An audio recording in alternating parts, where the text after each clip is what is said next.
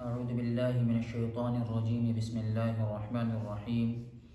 یا بنی اسرائیل اذکروا نعمتی التي انعمت علیکم واوفوا بعہدی اوف بعہدکم وایای فارہبون کہ اے بنی اسرائیل یاد کرو میری ان نعمتوں کو جو میں نے تم پر کی، اور میرے عہد کو پورا کرو تاکہ میں بھی تمہارا عہد پورا کروں، اور تمہیں میری ہی طرف لوٹ کر آنا ہے، اور میری طرف لوٹ آؤ۔ یہاں سے اللہ تعالیٰ بنی اسرائیل کو ان کا عہد یاد دلا رہا ہے، ان کا وعدہ یاد دلا رہا ہے کہ تم لوگوں نے مجھ سے وعدہ لیا تھا کہ تم تورات پر عمل کرو گے، یعنی اللہ تعالیٰ نے ان کے اوپر جو کتابیں نازل کی، تورات اور انجیل وغیرہ، کہ تم لوگ ان کتابوں پر ٹھیک ٹھیک عمل کرو گے، کہ جو احکام اللہ تعالیٰ نے ان میں بتائے گئے ہیں ان پر عمل کرو گے۔ حالانکہ تم لوگوں نے ایسا نہیں کیا، اور پھر اللہ تعالیٰ ان کو کہہ رہا ہے کہ تمہیں لوٹ کر میری ہی طرف آنا ہے کہ ان کے اوپر ٹھیک ٹھیک عمل کر لو۔ وَآمِنُوا بِمَا أَنزَلْتُ مُصَدِّقًا لِمَا مَعَكُمْ وَلَا تَكُونُوا أَوَّلَ كَافِرٍ بِهِ وَلَا تَشْتَرُوا بِآيَاتِي ثَمَنًا قَلِيلًا وَإِيَّايَ فَاتَّقُونِ۔ وہ اس وجہ سے کہ اللہ تعالیٰ نے بنی اسرائیل کے اوپر بہت ساری نعمتیں کی تھی، اور نعمتیں کیا کیا تھیں ان کا ذکر آگے آ رہا ہے کہ من و سلوہ ہے، اور دیگر نعمتیں تھیں بہت ساری جو بنی اسرائیل کو اللہ تعالیٰ نے عطا کی تھی۔ تو اس کے بعد ہونا تو یہ چاہیے تھا کہ وہ اللہ تعالیٰ کی نعمتوں کا شکر ادا کرتے، تو شکر ادا تو کیا کرتے ان کو اوپر، بلکہ اللہ تعالیٰ نے ان کو جو کتاب عطا کی تھی تورات و زبور، انہوں نے ان کی اپنی منمانی تعویلیں کرنا شروع کر دی، ان میں اپنی طرف سے تعویلیں کرنا شروع کر دی، اور اس میں اپنی طرف سے باتیں ایڈ کرنا شروع کر دی۔ تو اللہ تعالیٰ کہہ رہا ہے وَآمِنُوا بِمَا أَنزَلْتُ مُصَدِّقًا لِمَا مَعَكُمْ، کہ ایمان لے آؤ اس پر جو ہم نے نازل کیا، جو کہ تصدیق کرنے والا ہے اس کے جو تمہارے پاس ہے، اور تم اس کے پہلے انکار کرنے والے مت ہو جانا۔ وَلَا تَشْتَرُوا بِآيَاتِي ثَمَنًا قَلِيلًا وَإِيَّايَ فَاتَّقُونِ، اور میری آیات کو تھوڑی قیمت کے بدلے میں مت بیچو، اور مجھ سے ڈرتے رہو۔ یعنی کہ اللہ تبارک و تعالیٰ بنی اسرائیل سے فرما رہا ہے کہ جو کتاب میں نے نازل کی ہے قرآن کریم، تم اس کے اوپر ایمان لے کر کے آ جاؤ۔ وہ قرآن کریم کتاب تو وہ ہے جو ان باتوں کی تصدیق کرتی ہے، جو اس کتاب کی بھی تصدیق کرتی ہے جو کہ تمہارے پاس ہے۔ اور وہ کس طرح؟ وہ اس طرح کہ قرآن کریم کہتا ہے کہ ہاں تورات آسمانی کتاب ہے، یعنی اللہ تورات اور زبور اللہ تعالیٰ کی نازل شدہ کتاب ہے۔ اور دوسری بات یہ کہ جو ذکر تمہاری کتابیں میں آیا تھا کہ پیغمبر کا، کہ آخری پیغمبر آئیں گے، وہ پیغمبر اللہ کے نبی علیہ الصلوۃ والسلام ہے، تو لہٰذا وہ بات بھی سچ ثابت ہوئی کہ قرآن کریم اس کی بھی تصدیق کرنے والا ہے، کہ ہاں بھی تمہارے کتاب میں لکھا تھا کہ آخری پیغمبر آئیں گے نبی علیہ الصلوۃ والسلام، تو لہٰذا یہ نبی علیہ الصلوۃ والسلام آخری نبی ہیں۔ اور تمہاری کتاب میں یہ بھی لکھا تھا کہ تمہیں جو بھی آخری نبی آئے گا، جو بھی پیغمبر تمہاری زندگی میں آئے گا، تمہیں ہر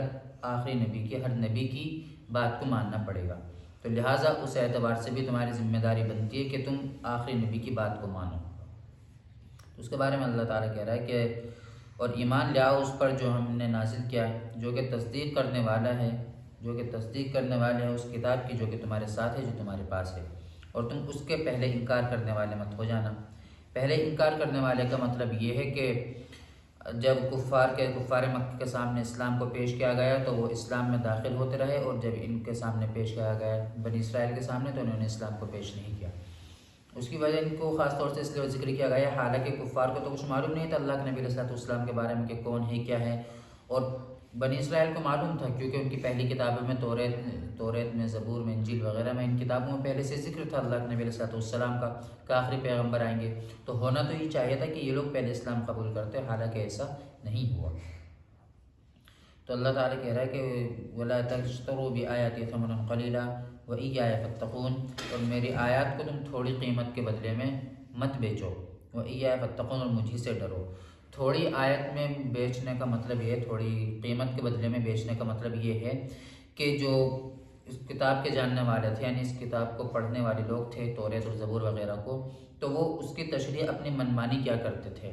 اپنے طریقے سے لوگوں کی خواہشات کے مطابق، اپنی خواہشات کے مطابق اس کی تشریح کیا کرتے تھے، اس کا مطلب بیان کیا کرتے تھے۔ یعنی کہ اگر کہیں سے یہ گنجائش ہوا کرتی تھی کہ ہاں یہاں سے ہمیں ہدیہ اچھا مل جائے گا، تحفے تحائف مل جائیں گے، تو ان کی بات کے مطابق تشریح کر دیا کرتے تھے۔ یہ کہیں ایسا ہوتا تھا کہ حق بات کو چھپا لیا کرتے تھے، اور حق بات کو غلط باطل کے ساتھ ملا دیا کرتے تھے، یعنی کہ جہاں جو بات کہنے کی ہوا کرتی تھی وہاں وہ بات نہیں کہتے تھے۔ تو اللہ تعالیٰ ایسے لوگوں سے کہہ رہا ہے کہ دیکھو میری آیات کو تھوڑی قیمت کے بدلے مت بیچو، وَإِيَّايَ فَاتَّقُونِ، اور مجھ سے ڈرو۔ اگر تم ایسا کر لو گے یہ محسوس نہیں کہ بچ جاؤ گے، آنا تمہیں میرے پاس ہی ہے، لہٰذا تمہیں اس کی سزا ملے گی۔ لہٰذا اس بات کو یاد ہو کہ وَلَا تَشْتَرُوا بِآيَاتِي ثَمَنًا قَلِيلًا، کہ میری آیات کو تھوڑی قیمت کے بدلے میں مت بیچو۔ یہ ان لوگوں کے لیے ہے کہ جو لوگ اپنی طرف سے توریت، زبور وغیرہ کی تشریح الٹی سیدھی بیان کیا کرتے تھے لوگوں کے سامنے، لوگوں کی خواہشات کے مطابق، تاکہ لوگ ان سے خوش ہو جائیں اور ان کو ہدیے وغیرہ دیتے رہیں۔ تو ان لوگوں کے بارے میں یہ آیت ہے کہ میری آیات کو تھوڑی موڑی قیمت کے بدلے میں مت بیچو، وَإِيَّايَ فَاتَّقُونِ، اور مجھ سے ڈرتے رہو۔ وَلَا تَلْبِسُوا الْحَقَّ بِالْبَاطِلِ وَتَكْتُمُوا الْحَقَّ وَأَنْتُمْ تَعْلَمُونَ، اور حق کو باطل کے ساتھ مت ملاؤ حالانکہ تم حق کو چھپاتے ہو حالانکہ تم سب کچھ جانتے ہو۔ یعنی کہ حق بات یہاں پر یہی ہے جو بات پیچھے آ چکی ہے کہ حق کو باطل کے ساتھ مت ملاؤ، یعنی کہ جو حق بات ہے اس کو حق بات کہو، جو باطل ہے اس کو باطل کہو، یعنی جو غلط ہے اس کو غلط کہو، جو حق اور سچ ہے اس کو حق اور سچ کہو۔ کسی سے ڈر میں آ کر، کسی کے دباؤ میں آ کر یہ کرنے کی ضرورت نہیں ہے کہ حق کو جو ہے چھپا لیا، حق کو دبا لیا، اور جو غلط ہے اس کو کہہ دیا کہ ہاں بھائی یہ ٹھیک ہے، تو اس طرح کرنے کی ضرورت بالکل بھی نہیں ہے۔ جو تمہیں لگتا ہے، جو اللہ تعالیٰ نے بتایا ہے کہ ہاں یہ حق اور سچ ہے، تو وہی حق اور سچ لوگوں کو بتانا ہے، کبھی کسی کے دباؤ میں آ کر کے حق بات کو چھپانا نہیں ہے اور غلط بات کو کرنے سے روکنا نہیں۔ آگے اللہ تعالیٰ فرماتا ہے وَأَقِيمُوا الصَّلَاةَ وَآتُوا الزَّكَاةَ وَارْكَعُوا مَعَ الرَّاكِعِينَ، کہ نماز قائم کرو اور زکوٰۃ ادا کرو اور رکوع کرنے والوں کے ساتھ رکوع کرو۔ یہاں پر جو ہے رکوع کرنے والوں کے ساتھ رکوع ادا کرو خاص طور سے اس لیے بیان فرمایا ہے چونکہ یہودیوں کی نماز میں رکوع نہیں ہوتا، وہ بغیر رکوع کی نماز پڑھتے ہیں، اس لیے کہا کہ جب ایمان لے کر کے آ جاؤ گے تو رکوع کرنے والوں کے ساتھ رکوع بھی کرو، یعنی ایمان لے کر کے آ جاؤ، مسلمان بن جاؤ اور پھر ان کے طریقے سے نماز پڑھنا شروع کر دو۔ نماز اقیم الصلاۃ، نماز قائم کرو، یعنی نماز تو پڑھتے تھے ہی پہلے سے، لیکن وارکعوا مع الراکعین کہہ کر یہ اصل یہ بتانا ہے کہ مسلمانوں کی طرح ہی نماز پڑھنا شروع کر دو۔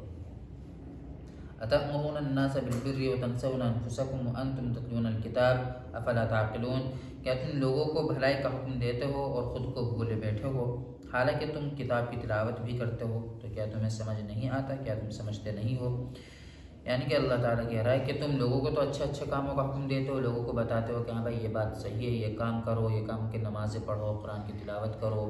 یہ کام کرو، یہ لوگوں کو تو بتاتے ہو اور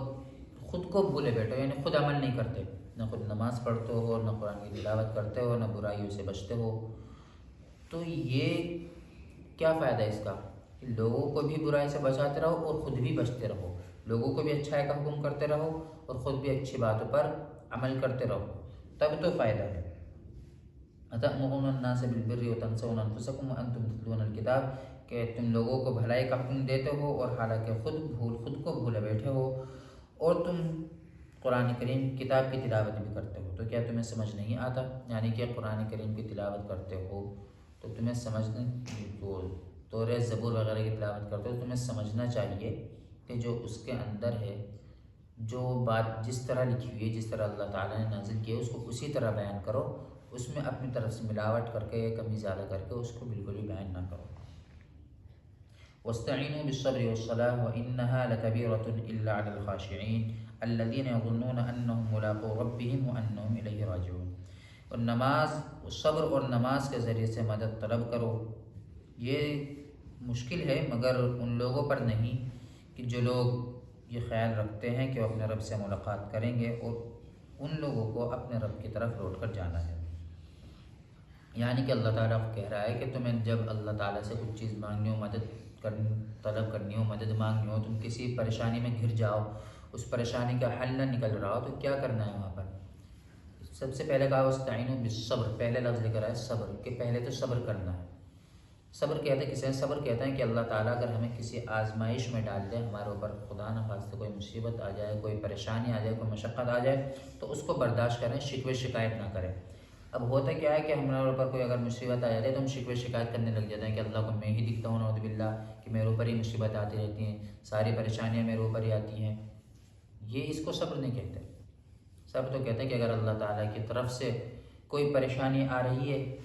تو اس کے لیے اللہ اس کو دور کرنے کے لیے اللہ تعالیٰ سے دعائیں کرتے رہیں۔ اللہ تعالیٰ نے اسی لیے کہا واستعینوا بالصبر والصلاۃ، کہ صبر اور نماز کے ذریعے سے مدد طلب کرو۔ یہ تو مشکل ہے مگر ان لوگوں پر نہیں جو یہ خیال رکھتے ہیں کہ وہ اپنے رب سے ملاقات کریں گے اور اسی کی جانب ان کو لوٹ کر جانا ہے۔ یعنی کہ نماز پڑھنا جو مشکل کام ہے، مشکل عمل ہے، یہ مشکل عمل ان لوگوں کے لیے جو سست اور کاہل ہیں، یہ جن کے دل میں اللہ کا خوف نہیں ہے، یا جن کو یہ خیال نہیں ہے، جو یہ نہیں سمجھتے کہ اپنے رب سے ملاقات کریں گے، ان کو دنیا چھوڑ کر جانا بھی ہے۔ تو لہذا یہ جن لوگوں کے دل میں یہ بات ہے کہ ہاں بھئی ہمیں ایک دن اپنے رب سے ملاقات کرنی ہے، یہ دنیا چھوڑ کر جانا ہے، جنت میں ہمیں اللہ تعالیٰ سے ملاقات کرنی ہے، ہمیں ایک دن یہ دنیا چھوڑ کر چلے جائیں گے، ہم مر جائیں گے اور ہم سب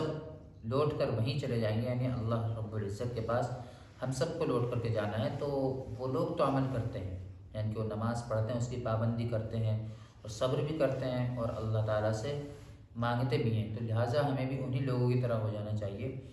کہ اگر ہمارے اوپر کوئی پریشانی آتی ہے، یا کوئی بھی بات آتی ہے، کوئی مشقت آتی ہے، کوئی بیماری آتی ہے، تو ہمیں اس میں اللہ تعالیٰ سے مدد مانگنی چاہیے، بجائے اس کے کہ ہم شکوے شکایت کریں، گیلے کرتے ہوئے۔ پہلی چیز صبر کرنی ہے کہ اللہ تعالیٰ کی طرف سے ہے، اللہ تعالیٰ ہی دور کرے گا۔ اور دوسری چیز اب یہ ہٹ دھرمی نہیں کرنی کہ بھائی چلو آگے تو اس میں بیٹھے ہیں ہاتھ ملا کر کے کہ کوئی نہیں، ہوتا رہتا ہے، ایسا نہیں کرنا، بلکہ اگر کوئی پریشانی آ رہی ہے تو اللہ کے سامنے نماز پڑھنی ہے، اللہ کے سامنے کھڑے ہونا ہے، رونا ہے، گڑ گڑانا ہے، اس سے دعائیں کرنی ہے کہ اللہ اگر میرے اوپر جو پریشانی آ گئی ہے اس کو دور فرما۔ یہ اللہ تعالیٰ ہمیں اس رکوع میں بتا رہا ہے۔ تو اللہ تعالیٰ ہم سب کو ان باتوں پر عمل کرنے کی توفیق عطا فرمائے۔ وآخر دعوانا ان الحمد للہ رب العالمین۔